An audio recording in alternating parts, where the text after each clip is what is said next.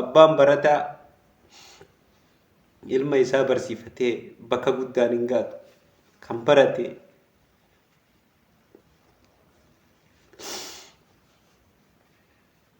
daawwattootaaf kabajamtoota afaan qabnaa lubbuun nu keessa jirteef dubbanna malee nuti sabni Oromoo warra lubbuun du'e warra jiruun du'e kan lubbuun du'e akka hacee hundeessaa baanu hobbaafatee jira. Wanni tokko wanni itti dhagamu hin jirtu. Garuu nuti sabni Oromoo dhaloonni amma keessa jiru kun dhaloota sareellee hanqatee har'a akka hoolatti ciibsamnee waan onnee namaa cabsaa akka malee onnee namaa cabsaa fi keessa namaa tuqaa afaanillee dubbatuutti waan namatti ulfaatu jechuudha. Har'a sadarkaa san keessa jirra jechuudha. Waan dubbadhullee tun afaanii badi jechuudhaan bakka onnee kiyya na cabe bakka jireenya kiyya guutuu keessatti waan akkanaa argeen beekuun. Ilmoo qaxalee lafaa ol deemtu kichuu waan tokko hin beekne ganaa mi'aa jireenyaatu addan baafattee hin beekne har'a morma isaa akka hoolaatti basmaam jedhanii gubbaa jedhanii qalan. Kaan immoo harka harmee teenyaa looniin bobbaasan akka uleetti akka shimalaatti qabatanii maal jirra hin jirru bar nabseen nu keessa jiraaf dubbanna malee salaalee koo. Salaalee biyya dhiiraa, salaalee biyya gootaa, biyya shimallitti margi, biyya taaddee birroo, biyya agarii tullu dhiira akkasii san dhalchitee har'a dhalli taaddee birroo haala kanaan jechuudha. Haala suukanneessan gocha suukanneessaa addunyaa irratti hin argamne. Gocha suukanneessaa addunyaa keessatti argamee hin beekamne ilmi namaa akka hoolatti ciibsamee gorra'ama. Basmaam jedhanii maqaa waaqayyoo yaamanii waaqni bar bakka kanaa kanatti miti bar kan waamamu uummata kanaa kana waliin biyya tokko keessa jirra biyya tokko keessa jiraanna jechuudha. Si galee dubbumalleef dubbiin nama hanqatti daawwattoota kiyya jechalleef jechi nama hanqata. Kanammoo keenya ani waraana bilisummaa Oromooti ani waraana bilisiginnaati jedhee wal nyaata jechuudha. Raasarra bahee diinni kana keessa karaa argate haadha miskiinaa abbaa miskiinaa ijoollee waan tokko hin beekne mucaan qaxaleen amma du'e kun mucaan qaxaleen amma morma isaa basmaam jedhanii qalan kun bar ilmoo jireenya hin beekne waggaa 15 ol nama hin darbini jechuudha. Otoo nama jireenyaaf nama dargaggeessa siyaasaa keessatti jiraatu ta'e waa tokko rakkoo hin qabu. Nama jireenya dubbiin nama hanqatti dhugaa rabbii keessa namaa miidhama jechuudha. Biyya kam qabnaa biyya kam bakka biyya jenna biyya kam qabnaa.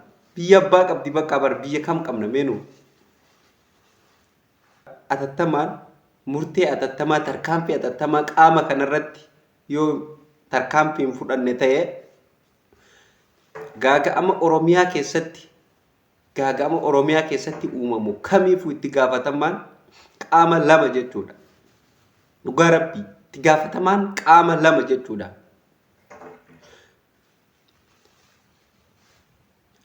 Mootummaa qofarratti harka qabuu miti. Mootummaa qofarratti quba qabuu miti. Kan mootummaa keessa jirullee waraana bilisummaa qofarratti waraana bilisummaa Oromoo qofarratti quba qabuu miti. Si galee baay'ee nama dhagama baay'ee keessi namaa cinqama wallahi baay'ee keessi kiyya na caphi jechuudha. Akka maleen gadde takka jiruu kiyya irratti akka kana gaddeen beeku jechuudha. Laalulleef nambar viidiyoo san namoonni baay'een keessa fuu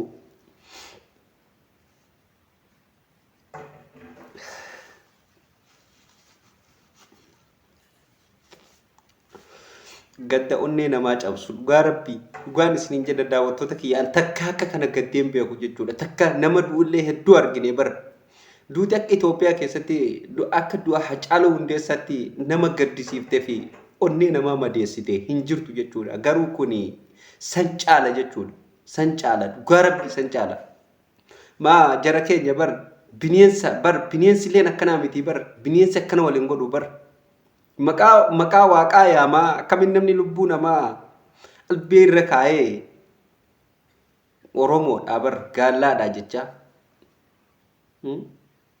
ni jaama waaqni akkanumatti nama ajajaa dhugumaan waaqni yeroo nama gurraata maqaa kiyya yaamaati gurraa ajaa lakki waaqayyo akkanan jedhu tasumallee ummata Itoophiyaa jechuun ummata waaqayyoo quban qabne waaqayyoo isin irraanfatee jira bar si galee waaqayyoon qulqulluudha bar waan hundarraa qulqulluudha maqaa waaqaatiin taphatti gadeen si galee daa'ima humaan beenne irratti an kana diinan komadhu keenyuma malee diinan komatinaa hanga diinni daangaa ce'ee daangaa Oromiyaa ce'ee dhufu waraana bilisummaa Oromoo jee kan saba kiyyaaf hin dhaabbadha jee bosona keessa jiru mee deemee amma bar wanti kun irra deddeebi'amee Wallagga keessatti kana dura kanatu ta'e har'as san guyyaa lama sadii iyyineetuma walumaanu dhiifne jechuudha irra darbine waan tokko Oromoon akka waan finnes arganii diinni argee ufiifuu wal nyaataa jiranii waliin qabanii gama mootummaatiinis akkas waan ta'e waan arganii fi diinni irra daangaa ce'ee gootaa keessatti salaaleen takkaa diinaaf hin jilbiifanne seenaa keessatti illee qoradhaa seenaa barbaaddan qoradhaa seenaa feetan hayyuu feetan gaafadhaa hayyuu Itoophiyaa keessa jiru kamiyyuu gaafadhaa takkaa salaaleen diinaaf hin jilbiifan qabsoon kamiyyuu kan fincilli diddaa gabrummaa kamiyyuu kan fincilu qabsoon salaale keessaa kaate ibidda bonaati hin dhaabbattu qabannaan dhaamsamtee hin dandamtu jechuudha ni sodaata mootummaan kamiyyuu mootummaan Itoophiyaa keessa jiru qabsoo salaalee keessaa kaate nugusni hanga har'aatti mootummaan nugusni gaafa Hayila Sillaaseen biyya bulchu bar gaafa salaalee sirba didee shawaan sirba didee ragada didee shimala isaa guurratee bosona galee kan sirba isaa dhaabe manguddummaan kadhataa ture bar lola dhiisee qabsoo waan taate waan beekaniif jechuudha si galee har'a qe'ee Taaddee Birruu keessatti gadheen haadha hiyyeessaatti taphatti baay'ee nama dhagama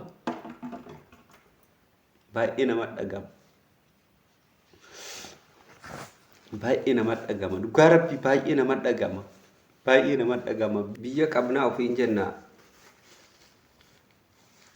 biyya maal qabna biyya kan qabu kan biraatu harkaa qabaayi biyya maal qabna biyya haati itti deessee ayyoon itti deessee ilmoo guddifatuu hin dandeenye kan guddifatte gaaddisa isaa ittiin taa'uu hin dandeenye keessaa jiraannaa bar ummata akkanaa waliin biyya takka qabnaa biyya takka ijaarra jennee waliin jiraanna jechuudha namu faayidaa ufiitiif jedhanii hawaasa kana ummanni kun maaluma isin godhame maal isin godhe bara dhufaa dabraa imimmaan haadha hiyyeessaa wallaahi waan tokko dubbii tana seenaaf lafanaa kaadhaa imimmaan haadha hiyyeessaa keessafuu imimmaan haadha hiyyeessaa salaalee keessatti jigaa jiru Wallaggaaf Walloof Wallagga keessatti Gujiif Boorana keessatti jigaa jiru ispeeshaalii wallahi galaana ta'e fuudhee yoo isin hin dabarsine maal naan jeejaa mootummaan tokko kan gadi dhaabbatu waraanni tokko kan gadi dhaabbatu imimmaan haadha hiyyeessaa gadi naquunii miti. Dhiiga haadha hiyyeessaa gadi naquunii miti. Kursii ufillee kan dheereffatuu danda'u. Sii galee? Uummanni maal isin godhame isin nyaachisee isin obaasee na hogganii balaa sirraan eegaa na hogganii na bulchii waan nyaadhu naa kenni isin hin jenne uummanni kun kan dhugu beela'ee an beela'ee beela na baasi mana hin qabu mana natti jaarii hin jenne beela kiyya anaatuuf danda'a mana kiyyallee jireenya kiyya anaatti tolfata. Nageenya kiyya bichaa naaf eeggi na bulchi jedhee si nyaachisee si obaasee yoo si dhiise malee maal si godhe? Kan waraana bilisummaa Oromoo jennee halkanii guyyaa asirraa iyyinus bu'aa waraanni bilisummaa Oromoo uummata keenya buuse tokko hin argine. Waraanni bilisummaa Oromoo duraan 100% saba isaatiif waa godhee jira, saba isaatiif waa gadi dhaabee jira.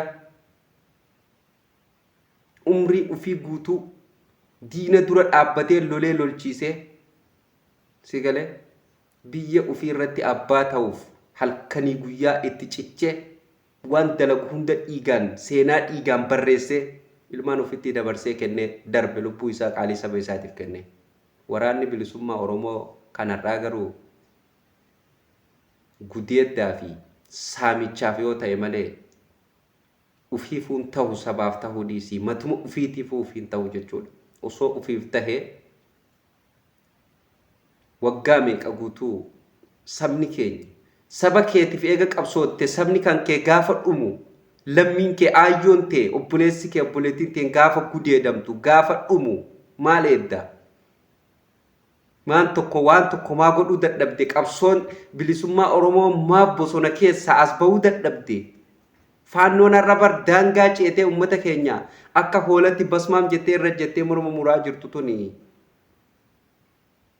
wayi waggaa 60 waggaa 70 qabsoonne bar yoo guddate waggaa 5 faannoon eega hidhatu eegalte si galee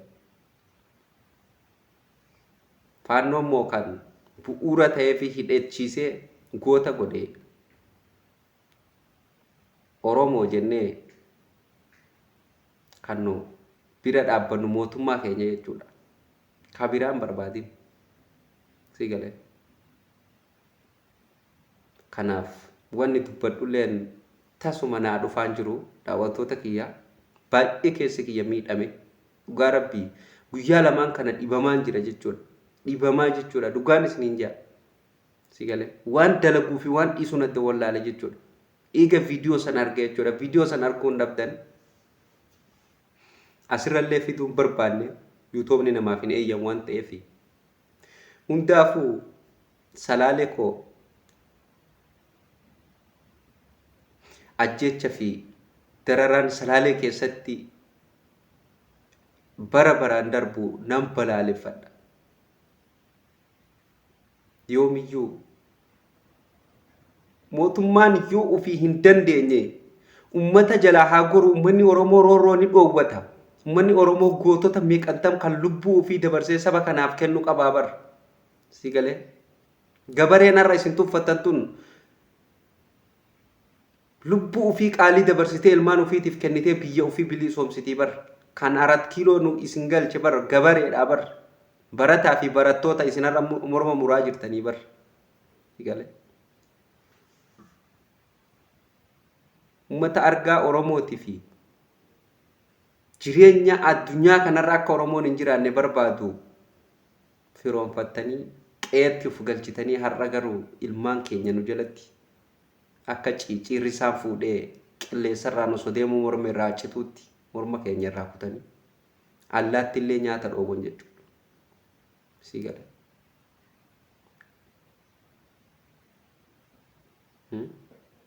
Seenaa yoomiyyuu keessa namaatiin baane yoomiyyuu seenaa yoomiyyuu seenaa kalee abboonni isaanii dalagan gurraan dhagaa turre jechuudha. Kitaabarraa dubbisaa turre si galee gaazixarraa dubbisaa turre manguddoorraa dhaggeeffataa turre har'a garuu ija teenya lamaaniin argaa jirra. gurra keenyaan dhagaa ija teenyaan argaa sammuu teenyaan hamma dandeenyu seenaaf lafa barreeffannee lafa kaayataa darbaa jirra waan dagannu seenu. Qalama dhiigatiin barraa seenaan qeerroo kalee biyyoon itti salphattu qalama dhiigatiin barreessinee keenya dhaloonni achirraa dubbisa. Hinaafu garuu jigee dhiinni salaalee.